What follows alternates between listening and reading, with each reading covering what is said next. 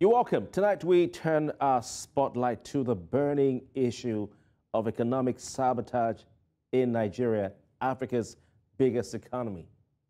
The leader of the Nigerian Senate, Opeyemi Bamidele's announcement that the Nigerian government plans to prosecute those manipulating the Nigerian currency and causing hardship for citizens, it has ignited some debate. Now, he says, saboteurs are doing everything to keep exchange rates high against the Naira or trying to make the Nigerian currency unavailable to people who keep their money in the banks. Well, Bamidele revealed in an interview that the Nigerian federal government will, from next year, 2024, go after those he calls economic saboteurs, whom he says have made lives difficult and unbearable for Nigerians. Now, is this a genuine commitment to tackling economic woes that Nigerians have become or are becoming accustomed to, or is this just political rhetoric?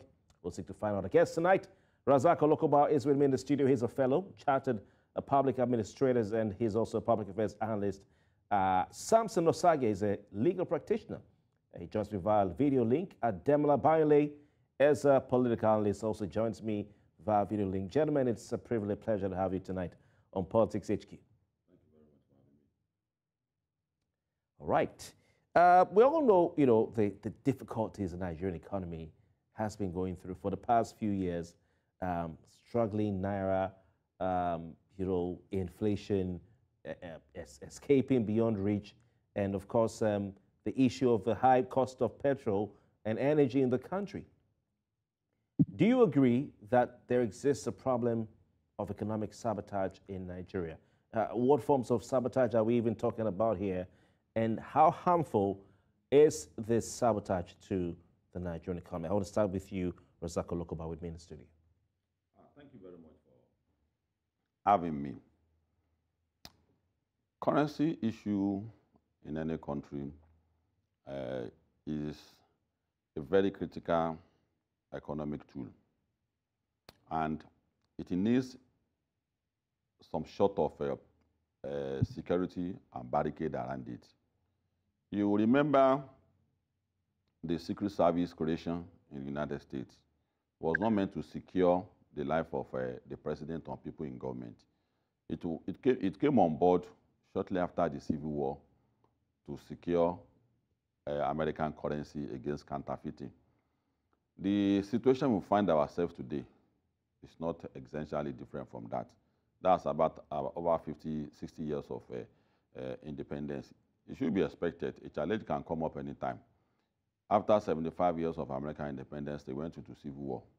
But our differences came up just this year after our independence, which means it took Americans 75 years to be able to understand the crack in their own society. Ours took us only 6 years, and we are mainly defense now. So what I mean essentially is that there's no time a country cannot witness one challenge and the other. And it's one of the central responsibility of the federal government. Other issue might just be addendum, state police and issues like that we are advocating for. But the issue of currency is important, and it requires full attention.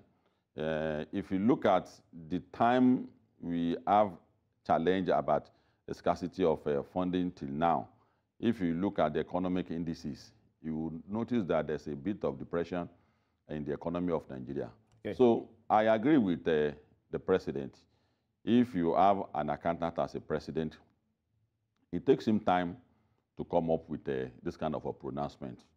Research has been done. I now understand that that challenge has become an institution. So if you want to combat such, you must rely on the research you have conducted. And that is why it's coming out at this time that by January, it's going to come out and long for the perpetrators. Okay. Interesting. Go over to Samson Osage. Samson, do you agree that there exists a problem of economic sabotage in Nigeria? What forms of sabotage are we looking at here? We're talking about, and how harmful are they to the Nigerian economy? Well, thank you, Kofi, for having me. Bringing me on board for a discussion on this all-important topic. You will agree with me that our economy at the moment is currently at a level one can describe as being in the precipice. In the first place, we need to understand what economic sabotage is. And it has been described as any act or activity which undermines, weakens, or renders into disrepute the economic system or viability of a country, or tends to bring about such effects, and shall include inter alia price manipulation, which of course includes monetary policy manipulation and of course fiscal policy manipulation, especially in the sale of basic necessities and rendering of certain services. In Nigeria today, we have economic sabotage on almost all fronts of our national economy. I mean, starting from the very top, is it at the level of those who have responsibility, for administering our monetary policy, which is the central bank? From what we can see now, it's obvious to us that, that place that should be a safe haven for the protection and guidance of our national economy and currency has become a den of robbers, and things have been done to undermine the country. Up to those who render essential services, including even Nigerians who have opportunity, to be involved in government business. Look at the petroleum industry sector or the downstream sector, the manipulation of prices by petrol distributors and so on and so forth. So our economy is facing multifaceted sabotage in a manner that is unimaginable. And unless and until government, come very heavily on the perpetrators of economic sabotage, this country might well be heading to the bricks in the near future. All right. Thank you very much, Samson. Ademola Bayonle.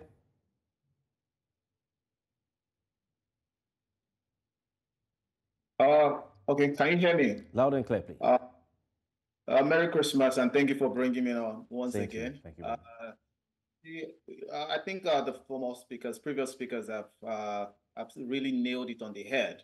And I'm really appalled about what Senator Bamidele actually said.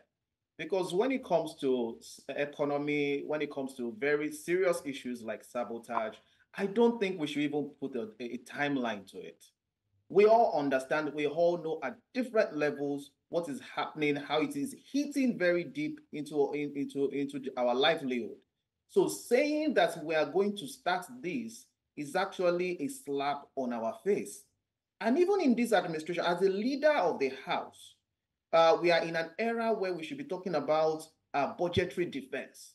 We are in an era where a lot of people are groaning and talking about how the supplementary budget went on and how the economic hardship is biting deep into people's livelihood. So, and so far, we have not seen anything in terms of the defense. He's saying that they are forming an alignment so that they can expeditiously pass the budget, etc. You see, I think we have a systemic problem here, that people don't even know what they should do and when they should do it. And that's the part of the economic sabotage we're talking about. It is also in this administration that we're seeing senators buy luxurious vehicles of 160 million when they are borrowing more than half of the budget. Is that not another form of economic sabotage? We are seeing them renovating houses and buying vehicles worth billions of naira. Now we are saying, okay, in January, we're going to start. And we put whistle in our mouth and we are chasing the thief, telling the thief, we are coming in January, so put your house in order. We'll start chasing you from January on. We are not zero tolerance to economic sabotage. I think this is actually a form of gaslighting and actually not thinking highly of Nigerians. It is very shameful that we are having this come from that type of office. I think it should be in the fiber, it should be in the framework of legislators, especially from a majority leader.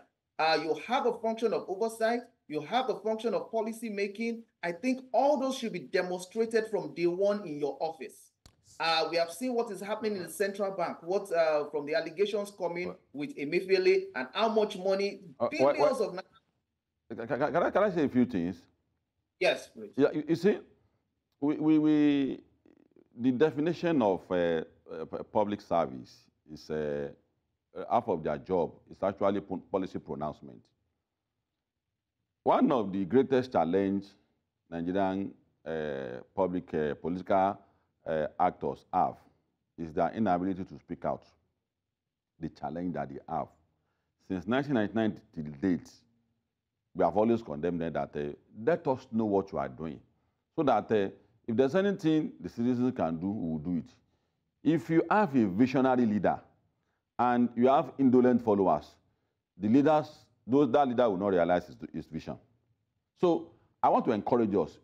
The moment they announce a policy, don't let us create problem for our solutions. But this is not a policy. For me, any pronouncement, any pronouncement or solutions is a policy. If I would say that because so that we will learn from each other. Can I just have my own time? Okay. Should I go ahead, please? Read certain literatures about public administration. If you read Shodade, Bayo Shodade on financial accountability for Nigerian public sector, and particularly Professor Ambali on public policy, states clearly how government works. How government works is that whatever anybody is doing in government is not personal. That's one. Two, as a matter of strategy, I'm an administrator. As a matter of strategy, that's to send a particular signal to people who are behind it. Either they announce it or they don't announce it. They know that government is coming after them.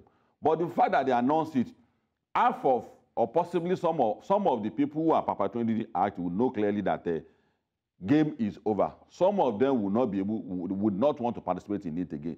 You see, a gestation period, any policy is experimental.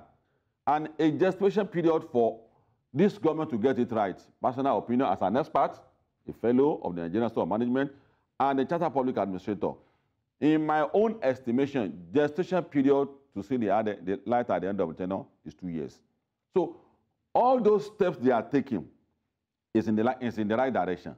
All we need to do is to try to build the barricade. I sympathize with the sentiment of my brother. There's anger in the land. People are traumatized. The economic situation is not doing well. But it's a shared responsibility. It's our own responsibility to also be in the driving seat with the leader. Don't be under the assumption that any leader will continue to drive the process without participation.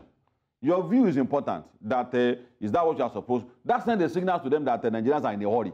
And for me, I will do whatever they need to support them as a member of the civil society to ensure. Yes, yes. And Debola, you want to respond to that because he said anger shouldn't drive our sentiments, our views.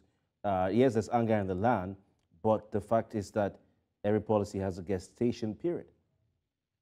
Well, it has a gestation period, like he has said, but we are 6 months into this administration. And at this point, we should start seeing the tummy shoot out. We should start seeing the evidence of pregnancy. We should not keep speculating and said, we will do this, we will do that. A pregnant woman does not just show up with a child. There's a 9 months for a human being to carry, and you start seeing evidence day by day. And I think the evidence we should have seen is in different sectors, in power sector, in the agricultural sector, in the health sector, in different sectors, in livelihood of people, of Nigerians. We should start seeing that tummy shoot out little by little, not keep announcing to us that, yes, we're going to have a baby without any evidence. All right. And I think that is what we are used to, and that's what our politicians are used to. All right. Samson Osagi, do you agree the government ought not to wait till 2024 to start going after criminals? It's okay. Well, thank you, Kofi. I think as a lawyer and a development economist, the kind of challenge we find in our country is no longer the challenge for us to begin to criticize and unnecessarily, pick holes on every step or every pronouncement of every public officer. Because those we elected to represent us do not have the solution much more than those of us that are home. So with the kind of pronouncement that the leader of the Senate has made, the question is, why shouldn't we look at the possible solutions to economic sabotage in our country in order to be able to help both legislators and policy makers and implementers, to be able to drive the process? This is not the type of blame game. And I dare say that looking at the issues critically, because economic sabotage is multifaceted and is bringing our nation, to its very need. A former deputy central bank governor in Malaysia has identified 5 ways by which even government itself, can sabotage the economy. And of course, you know what that means. If you ask a thief to keep a particular way, then you are sure that that way will not be missing. But in our own case, if we make thieves to take charge of our treasury, at the end of the day, the things in the treasury are going to get missing. Now, one of the points he raised is that if there is a political dysfunction in a nation, then it can precipitate economic sabotage. The second one is when there is a widespread failure of governance, as we are witnessing at almost every level at the moment. The third one is macroeconomic mismanagement, such as we are seeing, at the level of those who are managing our economy, particularly at the monetary economy level. And then refusal to invest adequately in infrastructures that will be the basis of economic growth and development. And then lastly, failure of government to diversify our economy. These are 5 points that have been identified as responsible for sabotaging our economy. Inbuilt in all of this is widespread corruption. So for me, if we identify these challenges, the question is, how do we tackle it? Should our government not make our political institutions to function in accordance with the laws and policies of government? That is the responsibility of government. They should do so. Should our government not make governance much more profitable to the people in such a way that those who elect the representatives of the people and in the executive get the benefit of governance by improvement in their standard of living? I think so. Should we continue to encourage mismanagement of our micro and macroeconomic policies? We cannot afford to take risks with that. Exactly what has happened in the immediate past administration. Those who mismanage our macro and microeconomic policies, we need to pay dearly for it. Otherwise, generations yet unborn will suffer the consequences of their misadministration. And of course, we need to diversify our economy. Our oil economy has not benefited us. Instead, it has become a cost. Okay. Now, before the advent of oil, that was found in the 70s, was this country not building infrastructures? Did we not have a nation that was better off than how it is now? Of course we had.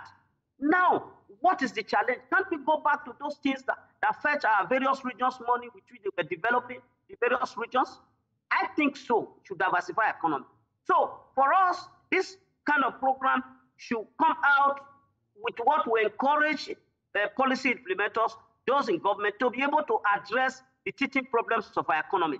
Because if this government fails to deal with these teething challenges, then this country is doomed. And we pray it does it. So we need to talk of solutions rather than criticism. Samson, thank you. I want to come back to Razak here in the studio. Razak, he has identified some factors that indicate that government in nations across the world is sabotaging, or government is sabotaging its own economy. And of all the examples he said, he says this current government in Nigeria at different levels ticks every single box. So in other words, his theory or his thesis is that the government is itself sabotaging the Nigerian economy. What's your take on that? Well, thank you very much. A nation stands on a tripod. We have the followership, we have the leadership, and we have the followership. That's when all of that things come in. If those things are not in order, other institutions can't work. The economy, the security, education, and things like that will not likely work. And that's the case with Nigeria. And that's why I have a satisfaction when Tinubu emerged that Lagos model, looking at it, it brought out the peculiarities for the smallest land in Lagos with the highest number of population. How is it working? There's a model he brought on board that I have an assurance is bringing on board where he is now as the president of Nigeria. At the beginning, I look at his leadership. I was scared that will he get it right or not? Because previous leaders were under similar assumption that we are working, things are fine. Then after about 7 years, they discovered that the observations of critics, oppositions, and people like my colleagues in the studio and myself were trying to sabotage his government, only for them to agree that the observations were correct. What do I mean by they themselves are saboteurs? No, then okay. They used to assume each time you criticize a president that you are not getting it right. They are under the illusion that things are working. They sign budget every day. They are made approvals every day. They buy guns and bullets. Why is security not working? Why is he talking about, say, police? So, but it's a shared responsibility to quickly call the attention of the president. That was what I was doing up until about 2 months ago, when I now saw what the president is trying to do. You need an administrator to define what a financial expert is doing, which is what Tinubu is doing. If you look at what he has done in the power sector, you agree with me that he's doing exactly what my colleague has called for, which the Malaysian model, which is that there's the need to look at our rickety structure. There's no how a country can survive with the current political model, where the power base is... But I think Osage was saying that that's not what's happening. Osage, no, am I correct? He says sabotage. He says sabotage in those 5 sectors, and he mentioned number one is the political sector. That's what he said. And every other sector revolves around the political institution. Once you don't get the political institution correctly, all other things will not get correct. And I stand to be corrected. That up to today, since 1999, the political model we have in place is what was imposed on us by the military, which is the unitary system of government where centers controls everything. And that's number one, the institution that you have in place in your country. The second thing is that you must have a visionary leader. Because if you have a structure in place, as nice as it is, if you have a visionary leader, which I see in Tinubu that he has a vision from what he has done in Lagos, and from what he has, his political antecedent to the point he has gotten to, I understand that in him that, he's getting it right. Now, the greatest challenge is me and you, which is the people. And I like what he has said, that this is the time to realize that responsibility of getting out of where we are now is a shared one. The leadership will play his own role.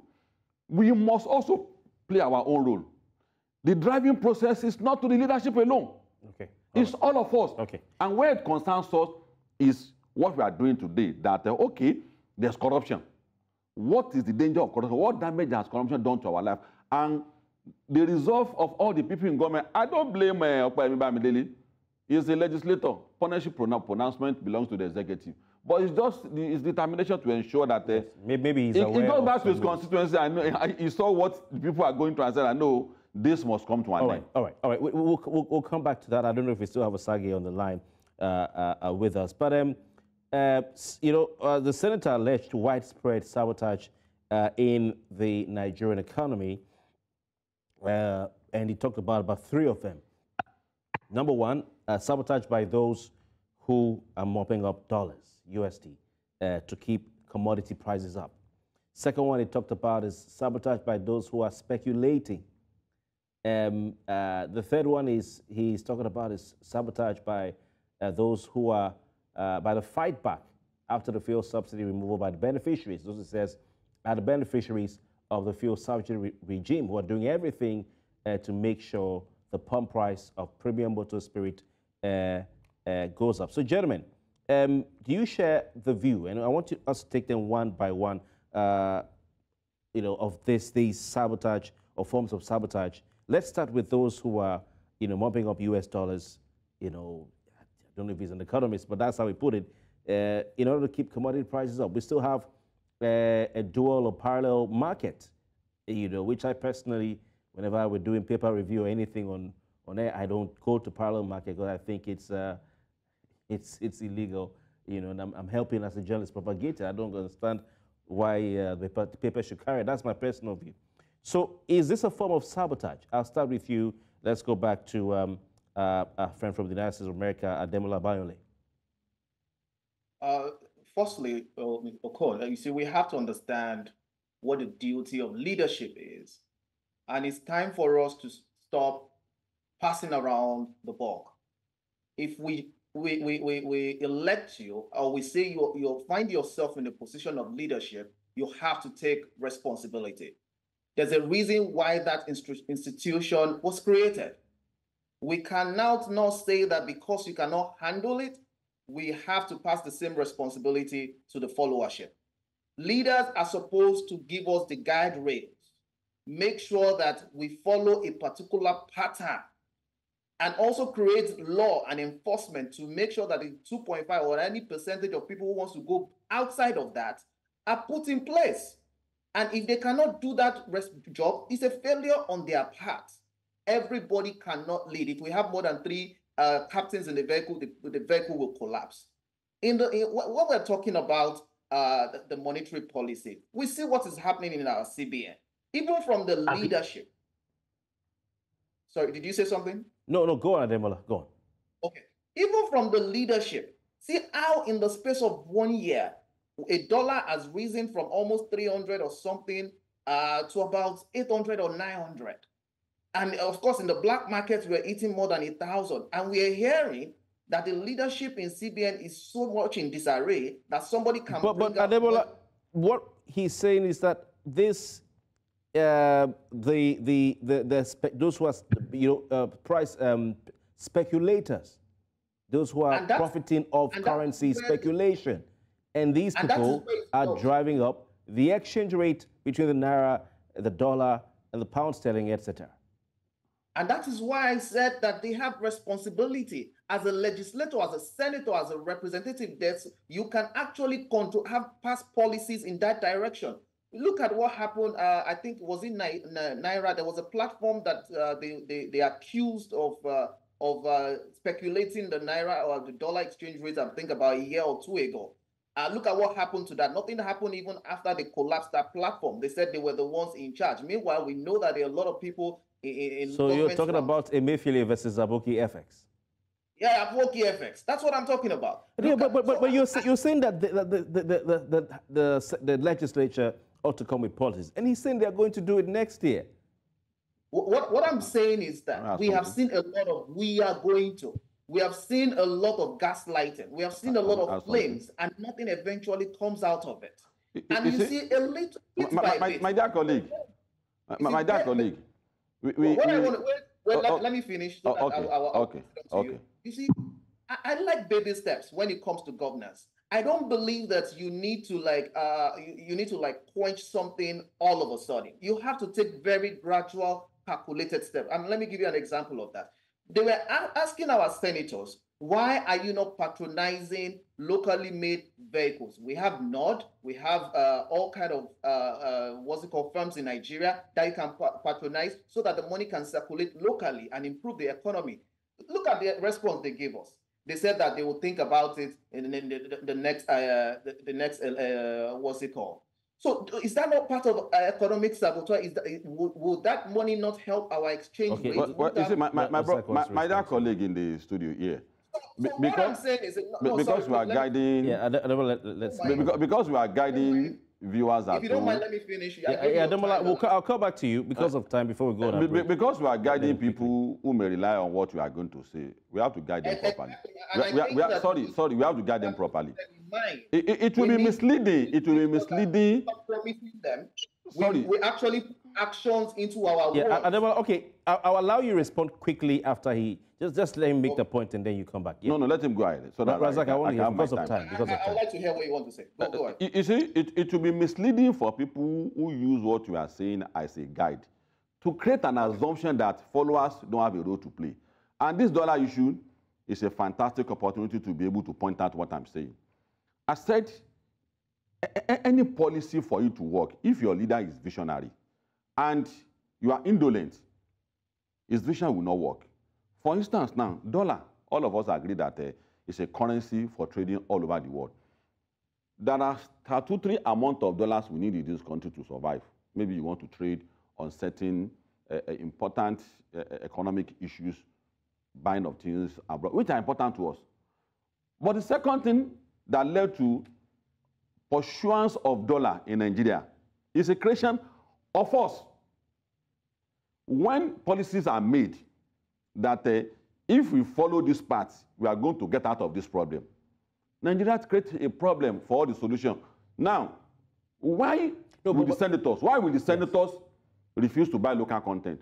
And it's not only the senators. That's what I was it's also Nigerians as well. And you are saying that Nigeria don't have a role to play. Anybody creating impression in our mind that there's not going to be kind of Chinese pain for Nigerians to get out of this problem. Are you saying that? No. What I'm saying is that the people have a role to play. No, but to get out of it. But the senators too and the House all of them have role to play. Now he's saying the senators have a role to play. And the people. He's saying they're not my emphasis now. My emphasis now is that as the equal attention we give to the people in power should also be the equal attention to explain to the people that you also have a role to play. Okay. And that's the challenge I have with him. Ademola. Now, in the importation of goods, you see the Nigerian response to it. Our dollar, our currency will never have respect if we including me. If we continue to rely. The attitude of part of the problem is Nigerians over-reliance on imported goods. Yes, I'm not holding Nigerians responsible. Because of time. Ademola, for our problem. Very quickly. I will make a quick intervention here. Yes. Please go. Hello. Yes, okay. Kofi, I thought I should make a quick intervention here. The question. Okay, please hold the thought. Osagi, I'm sorry. I will come back to you immediately we come back from this quick break.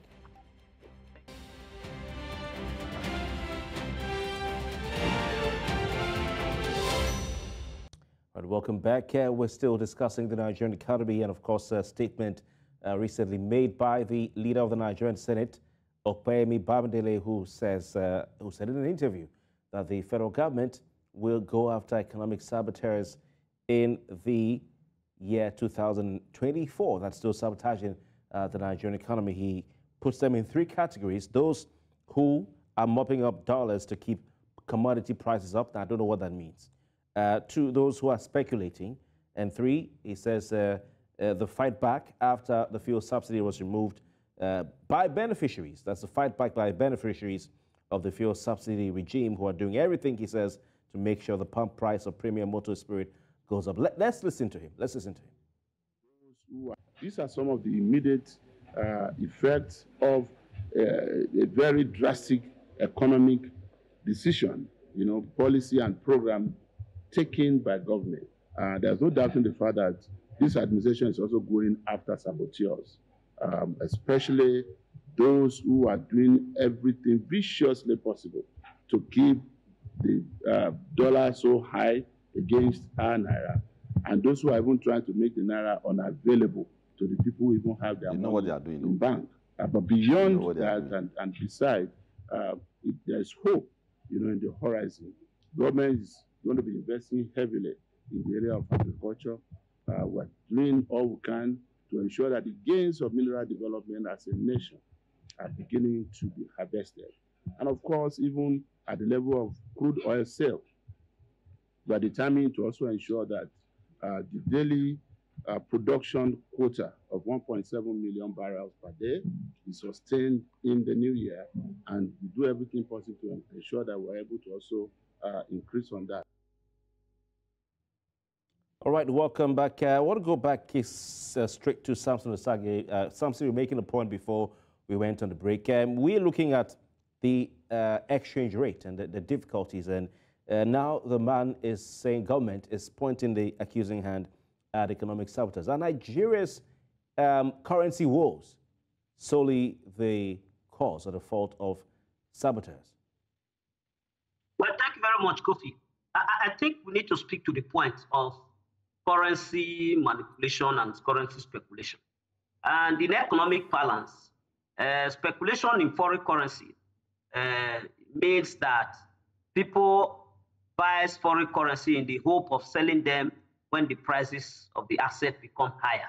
Then the question you ask yourself is, foreign currency or currency administration is a product of our monetary policy.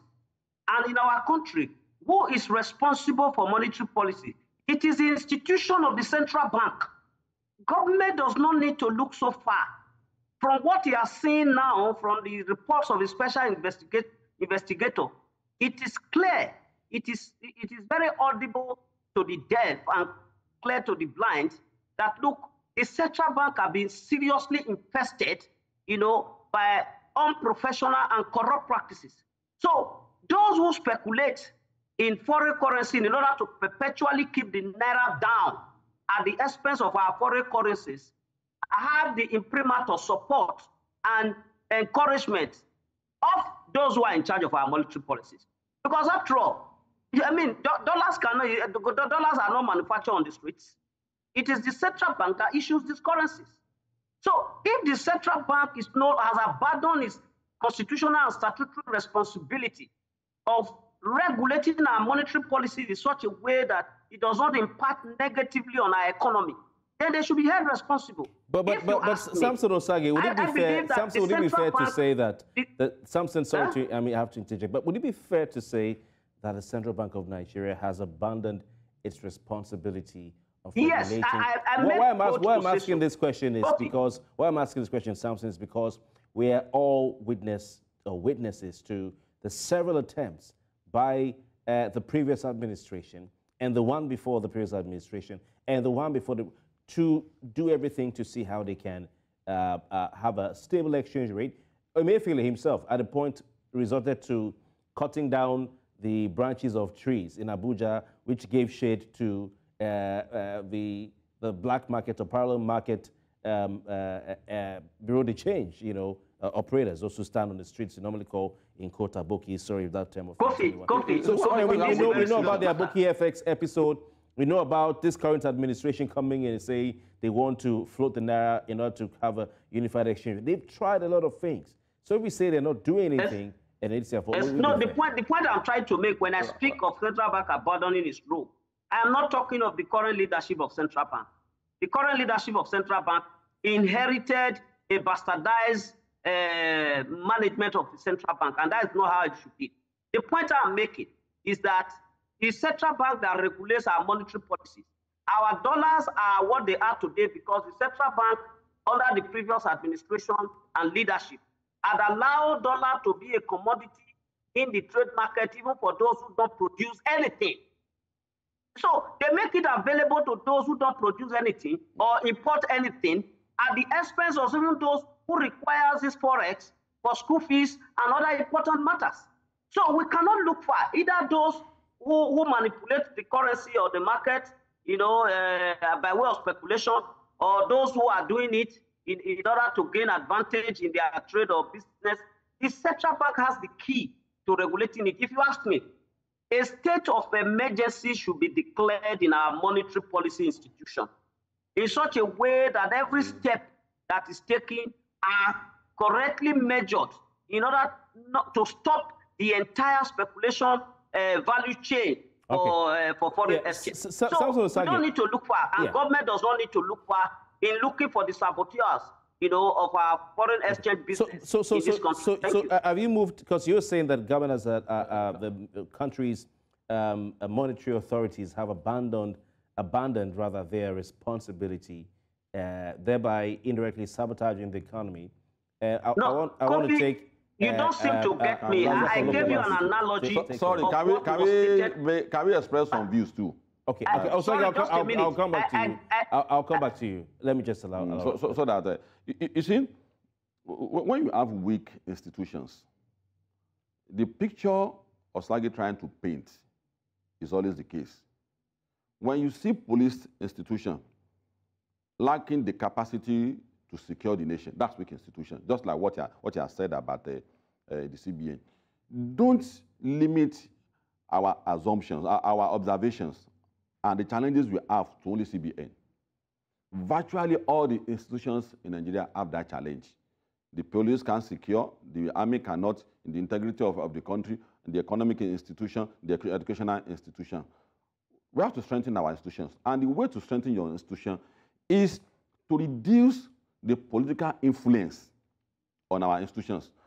when the appointment of the CBN came on board, you must allow experts to take part in it, not an appointee you're talking about reducing political influence. It could be argued. Can I make my point so that you get a clearer understanding? It could be argued that this current president has appointed his inner circle, one of the members of his inner circle who worked with him right from Lagos. I'm not talking about institutions. I'm not talking about ministries. Of the central bank. I'm talking about. Is that not undue influence? Your right hand man. I'm not talking about.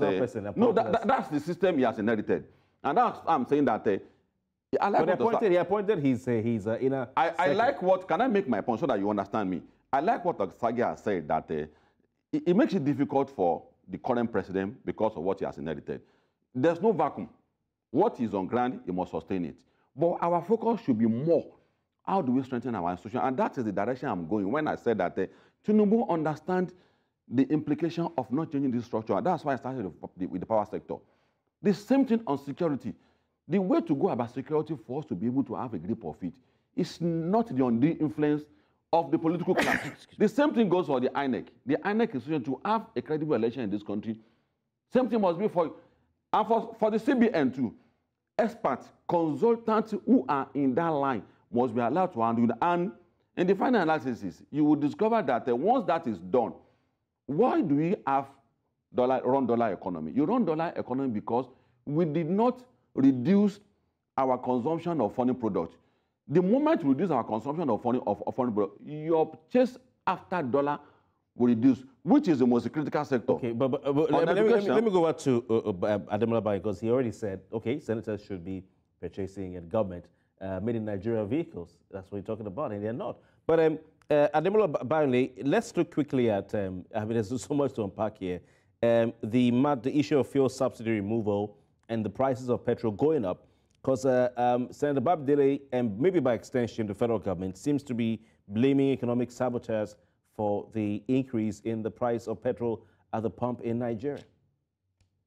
You see, once again, I think it's the same madness, just different days. Let's start from why the subsidy in the first place and why the same issue keeps percolating. We're saying that we're removing subsidy because there are saboteurs, there are people taking our fuel from Nigeria to Cameroon to sell. We're subsidizing from some cabal. Okay, from today, we have not seen, or they've not been able to mention one cabal. But a lot of Nigerians have suffered from the fuel subsidy. Now, because they cannot actually solve the fundamental problem, it has migrated and moved on, even after removing the subsidy, to even now post-subsidy era. And that is why, you see, the responsibility of citizens is to keep telling these leaders the truth. If we have weak institution, it is not my job to come and fix the institution. My job is to tell them that we have it, and in the grassroots, we're feeling the what's it called of this weak institution. And that's the point I'm making.